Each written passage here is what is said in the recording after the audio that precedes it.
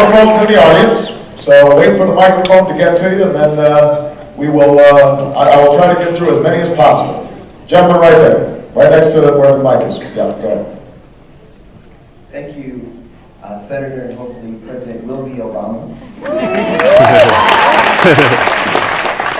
I'd just like to know, you mentioned the Constitution, and I'd like to know how your experience as a professor of constitutional law will inform, has informed how you run this campaign and will inform how you achieve the government.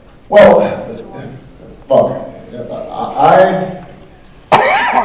I believe that this administration has done some short-term damage to our Constitution. I don't think it's irreparable. I think it can be reversed. But this administration has done damage to our Constitution on a whole host of issues. The administration's basic attitude is because of 9/11, as a consequence of the terrorist attacks against us, that the president is empowered to do just about anything he wants under the guise of fighting terrorism. And so there's an entire theory that he's developed, a unitary theory of government that says that the executive can actually stand, in some cases, above the constraints of Congress or the courts and make its own law. That is part of the argument that it's made with respect to suspending habeas corpus. That's part of the argument that it's made with respect to warrantless wiretaps. That's part of the argument that it's made on a whole host of civil liberties issues. I think that is wrong. It is contrary to our concept of balance of powers, of separation of powers, and it is contrary to the spirit that nobody is above the law.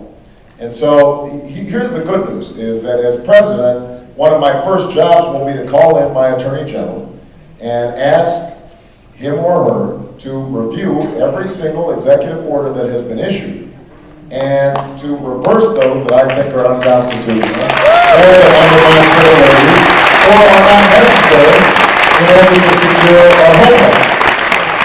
Now, I want to be as fair as I can.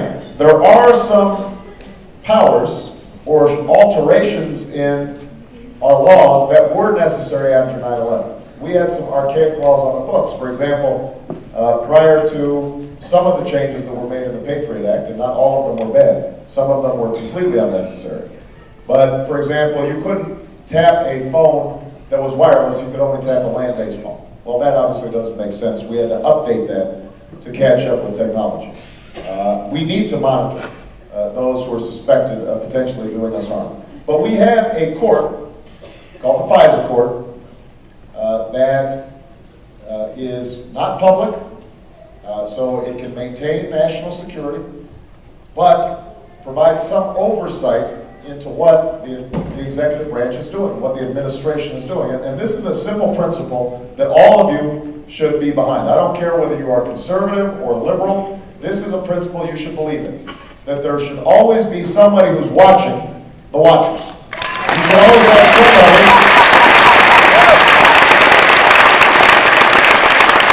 You should always have somebody who is monitoring what the executive branch is doing.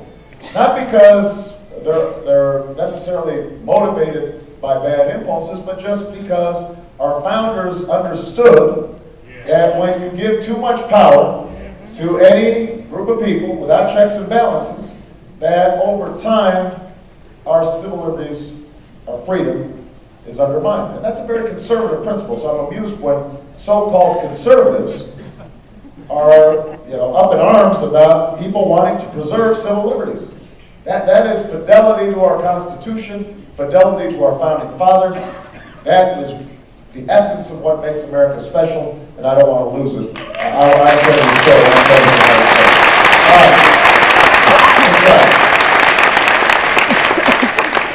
I'm going to try to go boy, girl, boy, girl.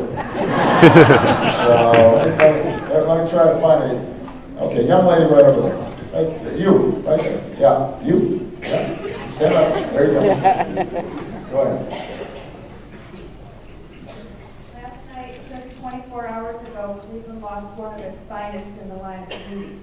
I haven't heard a whole lot on this campaign about how we're going to take back our streets and about gun control.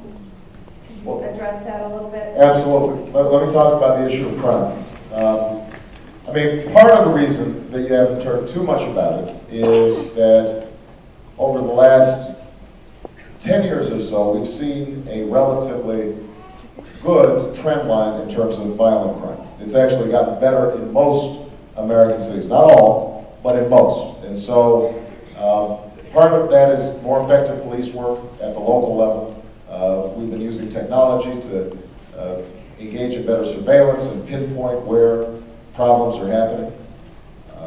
Obviously, the enormous courage of our men and women in uniform is something that we always have to honor. But you're starting to see some spikes in certain communities, increases in violent crime. A couple of things that a president can do. Number one, I would restore the COPS program.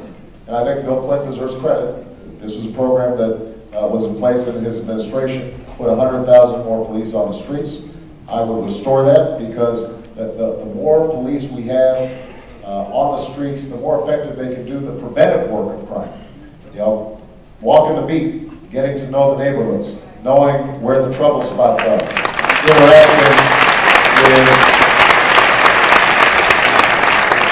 interacting with community leaders, intervening where there may be, gang conflicts. So having more police makes a real difference. The federal government should be able to help local communities on that front. I also think that we've got to invest more in dealing with the public health aspects of the drug trade. Drugs still drive a lot of crime in our communities.